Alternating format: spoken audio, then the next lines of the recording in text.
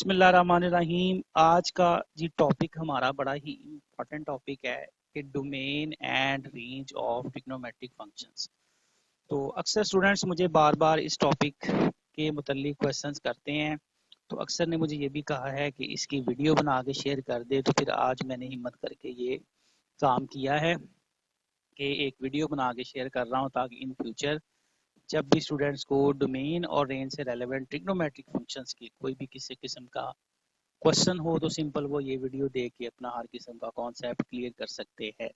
तो ये बड़ा ही एक इम्पॉर्टेंट टॉपिक है हर लिहाज से, ना सिर्फ फर्दर एप्लीकेशन में हम ये कॉन्सेप्ट बार बार यूज़ करेंगे, बल्कि पेपर पॉइंट ऑफ व्यू से किसी भी किस्म का MCQ बेस्ड जो क्वेश्चन होता है, क्वेश्चन पेपर होता है, उसके अंदर ये एक लाजमी क्वेश्चन समझा जाता है कि डोमेन और रेंज से रेलेवेंट जो पूछेगा। तो स्पेशली ट्रिग्नोमेट्रिक फंक्शंस की डोमेन और रेंज से रेलेवेंट तो बहुत ज़्यादा फ्रीक्वेंटली पूछा जाता है किसी भी किस्म के MCQ बेस्ड क्वेश्चन पेपर में। जैसे वो आपके बोर्ड के एग्जाम्स हो सकते हैं, तो स्पेशली एंट्री टेस्ट हो सकता है किसी भी किस्म की यूनिवर्सिटी के लिए, और किसी भी किस्म की जॉब के इंटरव्यू के लिए जो मैथमेटिक्स बेस्ड पेपर्स लिए जाते हैं, उनमें भी ये डोमेन और रेंज से रेलेवेंट क्वेश्चन लाजमी पूछा जाता है। तो चलिए फिर शुरू करते हैं, समझने की कोशिश करते हैं कि डोमेन और रेंज असल में क्या होती है। तो डोमेन और रेंज ट्रिग्नोमेट्रिक फंक्शंस की शुरू करने से पहले मैं थोड़ा सा कॉन्सेप्ट सिंपल डोमेन और रेंज या सिंपल फंक्शंस की डोमेन या रेंज या सिंपल डोमेन और रेंज का कॉन्सेप्ट क्या होता है, उसके लिए मैं एक सिंपल सा एक फंक्शन कंसीडर कर रहा हूँ कि y is equal to 2x + 1 हमारे पास एक फंक्शन है। इसमें मैं अगर x की जगह पे सिंपल 1 पुट करता हूँ तो आंसर जो है वो इसका आपके सामने 3 आ जाएगा। अगर मैं इसमें x की जगह पे 2 पुट करता हूँ तो आंसर जो है वो इसका 5 आ जाएगा। इसी तरह x की जगह में मैं 3 पुट करता हूँ तो इसका आंसर जो है वो 7 आ जाएगा। इसमें x की जगह पे अगर मैं 100 पुट करता हूँ तो आंसर इसका जो है वो 201 आ जाएगा। तो बड़ी आसानी से आप देख सकते हैं कि x की जगह पे मैं अपनी मर्जी से वैल्यूज लगा रहा हूँ, जबकि y की वैल्यूज जो हैं हमारे पास वो इस x के मुताबिक आ रही हैं कि x की वैल्यू 1 लगाई आंसर 3 आ गया, 100 लगाई 201 आ गया। यानी छोटी वैल्यू x की मैंने लगाई तो x का आंसर भी, y का आंसर भी छोटा सा आया। x की वैल्यू बड़ी लगाई, उसके अकॉर्डिंगली y का आंसर भी बड़ा सा आ गया। यानी मैं यहाँ से कह सकता हूँ कि x की वैल्यूज लगाने में मैं आज़ाद हूँ, इंडिपेंडेंट हूँ, जबकि y की वैल्यू के लिए मैं डिपेंड कर रहा हूँ x की वैल्यू पे, कि जिस किस्म की हम x की वैल्यू लगाएंगे उस किस्म का y का आंसर आएगा। यानी x यहाँ पे इंडिपेंडेंटली बिहेव करता है, जबकि y जो है वो डिपेंड करता है x पे। इस वजह से ये जो फंक्शन है इसमें फिर हम कहेंगे कि जो x है ये इंडिपेंडेंट वेरिएबल है, जबकि y जो है हमारे पास वो एक डिपेंडेंट वेरिएबल है। यानी ये सिंपल सा कॉन्सेप्ट है इंडिपेंडेंट वेरिएबल और डिपेंडेंट वेरिएबल का। तो अब आते हैं डोमेन और रेंज की तरफ। तो यहाँ पे आप देख सकते हैं कि x की जगह पे जो वैल्यूज मैं लगा रहा हूँ, जैसे 1 है, 2 है, 3 है, 100 है, इस तरह x की जगह पे बेशुमार वैल्यूज है जो मैं यूज कर सकता हूँ। तो फिर वो तमाम की तमाम वैल्यूज जो मैं इस वेरिएबल x की जगह पे यूज कर सकता हूँ, उनका सेट जो है वो डोमेन कहलाएगा। वो जाहिर है कि रियल नंबर्स में से कोई भी वैल्यू मैं यहाँ पे यूज कर सकता हूँ। सबसे बड़ा जो नंबरों का सेट हमारे पास होता है वो आपको पता है रियल नंबर्स ही होता है। तो आमतौर पर जितने भी फंक्शन हमने यहाँ पे डिस्कस करने हैं कैलकुलस में, वो रियल वैल्यूड फंक्शन ही होते हैं। कॉम्प्लेक्स नंबर्स की तरफ अभी फिलहाल हम नहीं जाएंगे। तो लिहाजा डोमेन का सिंपल कॉन्सेप्ट हमारे पास ये होता है कि set of real numbers which can be use for independent variable x is called domain. कि जो वेरिएबल x की जगह पे हम रियल नंबर्स में से वैल्यूज यूज कर सकते हैं, उन तमाम वैल्यूज का जो सेट होता है वो डोमेन कहलाता है। सिंपल सा ये कॉन्सेप्ट है डोमेन का। जैसे फॉर एग्जांपल इसी तरह का क्वेश्चन देता है ना हमें कि y बराबर कहता है ये 2x + 1 है, इसकी डोमेन बताएं। तो फिर आपने वो सारी की सारी वैल्यूज बतानी है जो इस वेरिएबल x की जगह पे लगाई जा सकती हैं। तो वो कौन कौन सी वैल्यूज होती हैं, तो आपको पता है कि वो 1 है, 2 है, 3 है, 100 है, 200 है, 300 है, 400 है, 0.1 है, 0.2, 0.3, 0.5, एनी रियल नंबर, कि हम कोई भी रियल नंबर इस वेरिएबल x की जगह पे यूज कर सकते हैं। तो लिहाजा फिर हम कहेंगे कि ये जो फंक्शन दिया गया है इसकी domain set of all real numbers है। इस तरह से किसी भी फंक्शन की जब हमने डोमेन देखनी है देखना है कि वो कौन कौन से रियल नंबर्स हैं जो वेरिएबल एक्स की जगह पे लगाए जा सकते हैं। तो आमतौर पर वो मैक्सिमम रियल नंबर्स होते हैं, सिवाय चंद एक वैल्यूज के जो फंक्शन को डिस्टर्ब करती हैं। अब वो वैल्यूज कौन सी हैं वो नेक्स्ट एग्जांपल्स में मैं डिस्कस करता हूँ।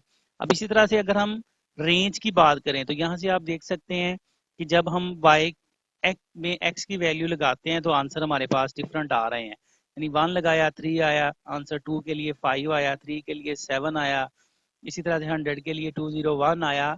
तो जो वैल्यूज y के आंसर के तौर पर आ सकती हैं, यानी x की वैल्यू लगाने के बाद या इंडिपेंडेंट वेरिएबल की वैल्यू लगाने के बाद जो डिपेंडेंट वेरिएबल के पॉसिबल आंसर्स होते हैं, उन तमाम वैल्यूज का जो सेट होता है वो रेंज कहलाता है। यानी set of real numbers which can occur as answers of the dependent variable y is called range. यानी जो डिपेंडेंट वेरिएबल y के आंसर्स के तौर पर आने वाली तमाम के तमाम रियल नंबर्स हैं, उनका सेट रेंज कहलाता है। जैसे इसी फंक्शन की अगर हम रेंज की बात करें तो रेंज भी जाहिर है कि जब हम कोई भी रियल नंबर लगाएंगे तो आंसर में भी कोई भी रियल नंबर आ सकता है, तो लिहाजा इसकी रेंज भी सेट ऑफ रियल नंबर ही होगी।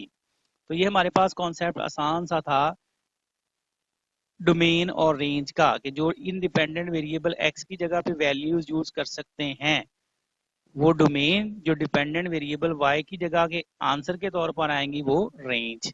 चलिए मजीद थोड़ा सा इस बात को और समझते हैं कुछ मजीद एग्जांपल्स की मदद से।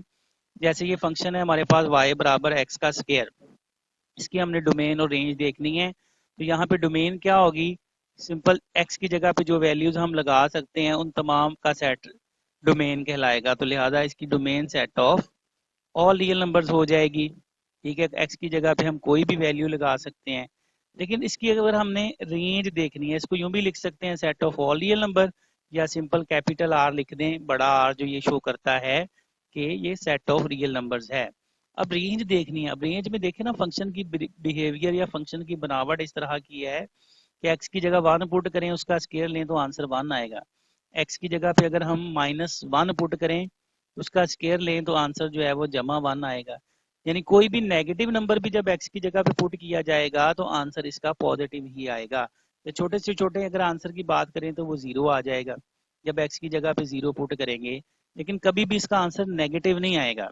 तो लिहाजा हम कह सकते हैं कि इस फंक्शन की जो रेंज है, इसका जो आंसर है या तो 0 आएगा या फिर पॉजिटिव रियल नंबर्स आएगा। तो लिहाजा इसकी रेंज में फिर हम लिख सकते हैं set of all positive real number, जमा ये 0 थोड़ा सा स्किप हो गया, ये आप खुद से इसमें ऐड कर लें कि 0 and set of all positive real numbers इस फंक्शन की रेंज बनेंगे। ठीक है, और देखते हैं। जैसे एग्जाम्पल वाई पीछे मैंने डिस्कस किया था कि किसी भी फंक्शन की जो डोमेन है ना वो set of all real number ही होती है, सिवाय उन वैल्यूज के जो फंक्शन को डिस्टर्ब करे। अब फंक्शन डिस्टर्ब कैसे होता है उसके लिए ये एग्जांपल है कि y बराबर है 1/x। अब आपको पता है किसी भी फंक्शन में जो फ्रैक्शन में हो उसके डिनोमिनेटर में 0 आ जाए तो वो फिर 1 समथिंग डिवाइडेड बाय 0 अनडिफाइंड हो जाता है। तो किसी भी फंक्शन को हमने अनडिफाइंड होने से बचाना होता है। जैसे यहाँ x की जगह पे गौर करें, 0 लगाएं तो समथिंग डिवाइडेड बाय 0 अनडिफाइंड हो जाएगा। तो लिहाजा हम क्या करेंगे, हम जब इसकी डोमेन लिखेंगे हम कहेंगे सारे के सारे रियल नंबर इसकी डोमेन में आ सकते हैं सिवाय 0, 0 नहीं आ सकता। वो इस वजह से कि वो डिनोमिनेटर को 0 कर रहा है। ठीक है, इस वजह से ओवरऑल अनडिफाइंड कर रहा है। तो हम लिखेंगे सेट ऑफ रियल नंबर में से 0 निकाल के बाकी सारे रियल नंबर जो हैं वो इसकी डोमेन बनेंगे। रेंज अभी बाद में मैं डिस्कस करता हूँ क्योंकि रेंज का हर क्वेश्चन के लिए अपना क्राइटेरिया होता है। तो फिर जब रेंज आएगा पहले सारी डोमेन में डिस्कस करूंगा, उसके बाद फिर रेंज को डिस्कस करूंगा। तो एक और एग्जांपल लेते हैं। जैसे y बराबर है हमारे पास 1/x-1, ये एक फंक्शन है, इसकी डोमेन। अब यहाँ क्लियरली देख सकते हैं कि x की जगह 1 लगाएं तो 1 - 1 0, समथिंग डिवाइडेड बाय 0 अनडिफाइंड। तो लिहाजा हम रियल नंबर में से 1 निकाल देंगे। इसी तरह और एग्जांपल देखें, y बराबर है 1/x²-4। अब इसमें x की जगह 2 लगाएं तो 2 का स्क्वायर 4 - 4 0, -2 लगाएं वो भी स्केयर लिया 4 - 4 0। तो लिहाजा इसकी भी डोमेन बन जाएगी, रियल नंबर में से 2 भी निकाल देंगे और -2 भी निकाल देंगे। चलें एक और एग्जांपल देखते हैं कि y बराबर ये फंक्शन है हमारे पास, इसकी डोमेन में देखें 1 लगाने से भी 0 आ रहा है डिनोमिनेटर, -2 लगाने से भी 0 आ रहा है, 5 लगाने से भी 0 आ रहा है, लिहाजा रियल नंबर में से निकाल देंगे 1 को भी, -2 को भी और 5 को भी। तो ये हमारे पास है जी सिंपल कॉन्सेप्ट डोमेन का। ठीक है कि वो वैल्यूज x की जगह पे जो हमने लगानी है कि डिनोमिनेटर में 0 ना आए, यानी सिंपल आपके पास जो भी फंक्शन है ना, जब आपने उसकी डोमेन को चेक करना है तो सिर्फ और सिर्फ ये देखना है कि किसी वजह से डिनोमिनेटर में 0 ना बने। जिस वजह से डिनोमिनेटर में 0 बनेगा उस वैल्यूज को रियल नंबर में से आपने निकाल देना है। चलिए अब मजीद आगे चलते हैं अपने असल फंक्शंस की तरफ, जिसके लिए मैंने ये थोड़ी सी आपकी बेस बनाई है। अच्छा जी, सबसे पहला ट्रिग्नोमेट्रिक फंक्शन हमारे पास है साइन एक्स और उसके बाद आता है हमारे पास कॉस एक्स। तो सबसे पहले हम डिस्कस करते हैं इनकी डोमेन क्या होगी।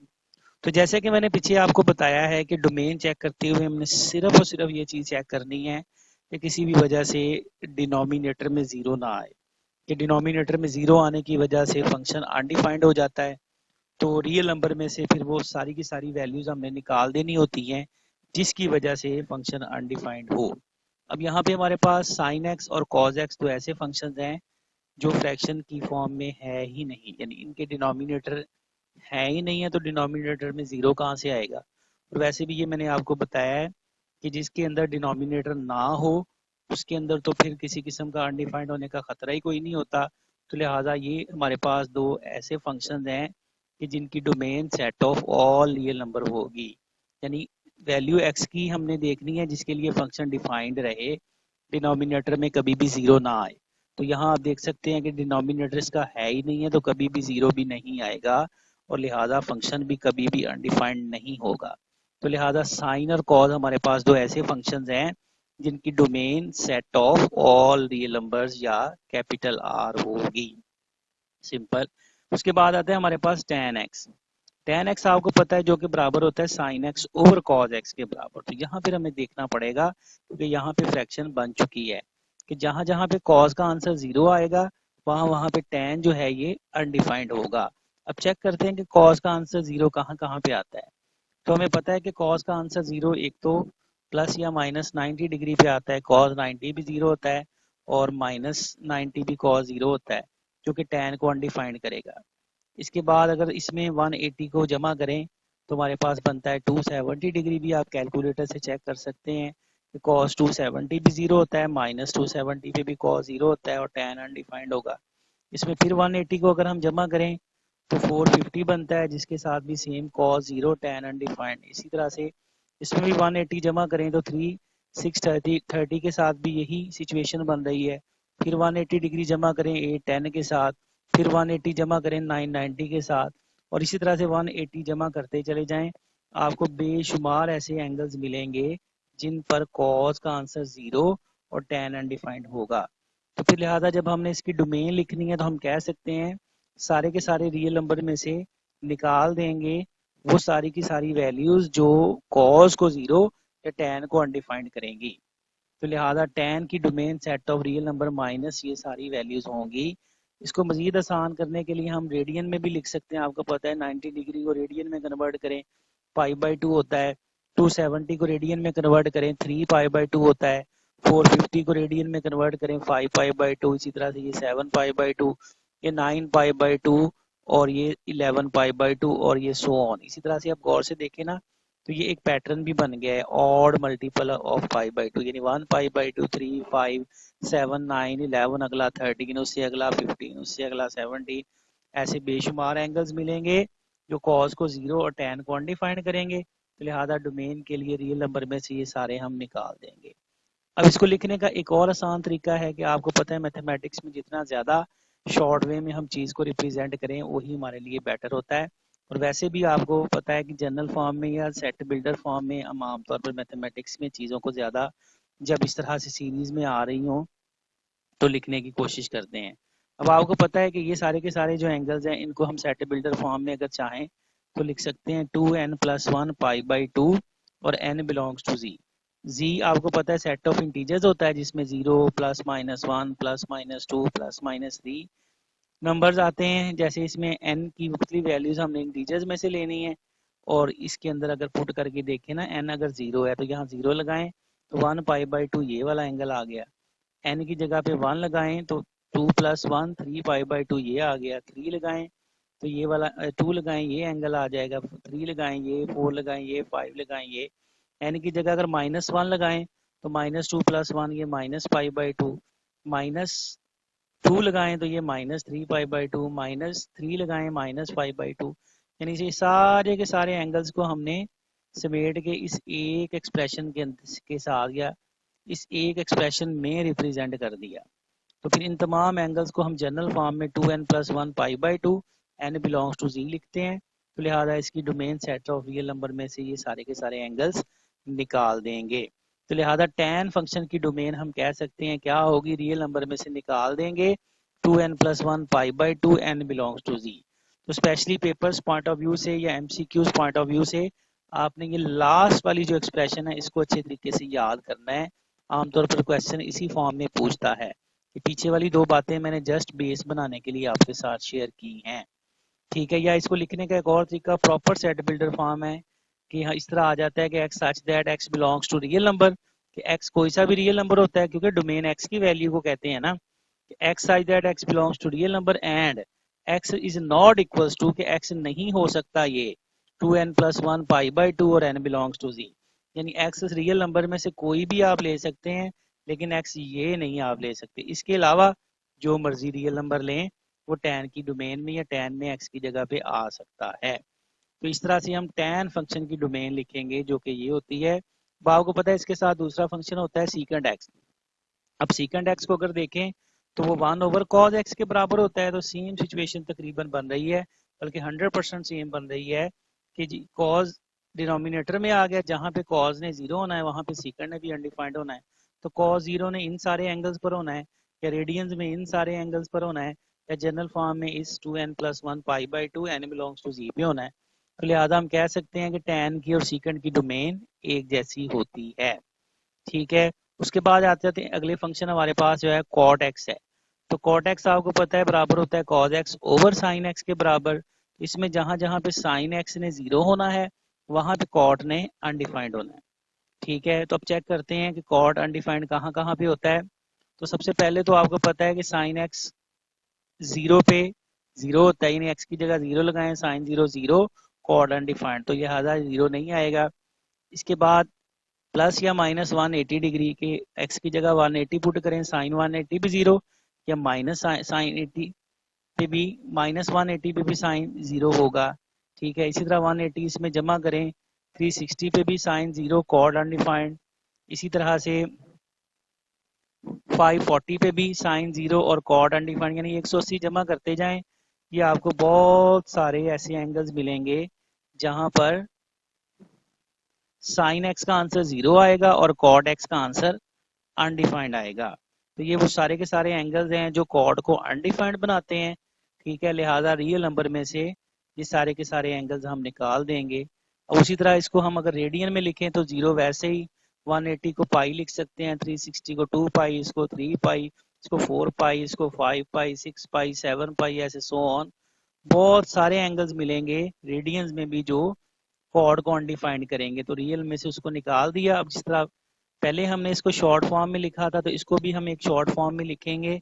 कैसे? इसको तमाम एंगल्स को हम लिख सकते हैं एन पाई, और साथ n belongs to set of integer होना चाहिए। जैसे एन इंटीजर्स है तो एन 0 हो सकता है, तो ये 0 आंसर आ गया। 1 के साथ पाई, 2 के साथ 2 पाई, 3 के साथ 3 पाई, 4 के साथ 4 पाई, 5 के साथ 5 पाई, -1 के साथ माइनस पाई, -2 के साथ -2 पाई, -3 के साथ -3 पाई। इस तरह से इन तमाम एंगल्स को जनरल फॉर्म में या सेट बिल्डर फॉर्म में हमने यूं लिख दिया। तो इसमें भी फिर जैसे मैंने बताया कि कॉड फंक्शन की डोमेन के लिए भी ये लास्ट एक्सप्रेशन आपने अच्छे तरीके से याद करनी है।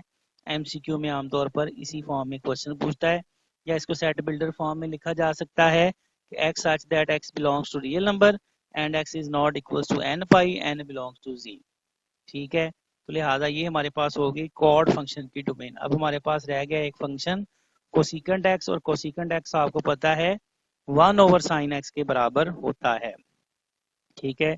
जहां पे sin x 0 वहां पे कोसिकेंट भी अनडिफाइंड। तो sin x 0 इन तमाम एंगल्स पर होता है, या रेडियन में इन तमाम एंगल्स पर, या जनरल फॉर्म में n पाई पे। तो लिहाजा कोसिकेंड की और कॉर्ड की जो डोमेन है वो भी सेम होगी। यहाँ पे आप ये चीज़ भी नोट कर सकते हैं कि साइन और कॉस की डोमेन एक जैसी है, टैन की और सीकेंड की डोमेन एक जैसी है, कॉर्ड और कोसिकेंड की डोमेन एक जैसी है। तो आई थिंक ट्रिग्नोमेट्रिक फंक्शंस की डोमेन की आपको समझ आ चुकी होगी। तो एक टेबल बना के ये सारी चीज़ें मैं एक दफ़ा रिवाइज करवा देता हूँ। तो मेन काम आपका यही है कि इस टेबल को अच्छे तरीके से याद करना है, इसी में से एमसीक्यू बनेगा। जैसे y बराबर sine x cos x tan x secant को सीकन कॉड, इनकी आपने डोमेन बतानी है। तो साइन एक्स की जैसे मैंने डोमेन बताया सेट ऑफ रियल नंबर्स, या कॉज एक्स की डोमेन भी हमारे पास सेट ऑफ रियल नंबर्स या कैपिटल आर। टेन एक्स की डोमेन रियल नंबर में से निकाल देंगे 2n+1 pi by 2 n belongs to Z, और सीकंड की डोमेन भी रियल नंबर में से यही निकाल देंगे। उसके बाद आ जाता है कॉट एक्स, कॉट की डोमेन रियल नंबर में से निकाल देंगे n pi n belongs to Z, और कोसिकेंड की डोमेन भी रियल नंबर में से निकाल देंगे n pi n belongs to z। तो मेन आपके पास जो चीज़ है वो ये टेबल को अच्छे तरीके से याद करना है, इसी में से आमतौर पर MCQ जो है वो पेपर में पूछा जाता है। तो यहाँ पे हमारा डोमेन का टॉपिक कंप्लीट हुआ। उसके बाद अब हम शुरू करेंगे रेंज को। तो रेंज भी बड़ा ही एक इम्पॉर्टेंट चीज़ है, लेकिन जैसे मैंने बताया रेंज जो होती है वो आमतौर पर हर फंक्शन की अपनी होती है, हर फंक्शन की बिहेवियर या उसकी फॉर्मेशन के मुताबिक हम उसकी रेंज देखते हैं कि क्या आंसर है। कि जैसे डोमेन के लिए तो मैंने आपको एक स्पेशल तरीका बताया कि सिर्फ डिनोमिनेटर को चेक करना है कि जीरो ना आए, तो जिस वैल्यू की वजह से जीरो आए उसे रियल नंबर में से निकाल दें, डोमेन आ जाती है। यानी डोमेन निकालना आसान है। रेंज जो है ना उसको देखना पड़ता है, या दूसरे लफ्जों में जो जनरल फंक्शंस हैं, मशहूर फंक्शंस हैं जैसे ये ट्रिग्नोमेट्रिक फंक्शंस हैं, इनकी रेंज को ना याद ही करना पड़ता है। तो वो मैंने अभी नेक्स्ट जो वीडियो है उसके अंदर मैंने आपको ये रेंज याद ही करवानी है।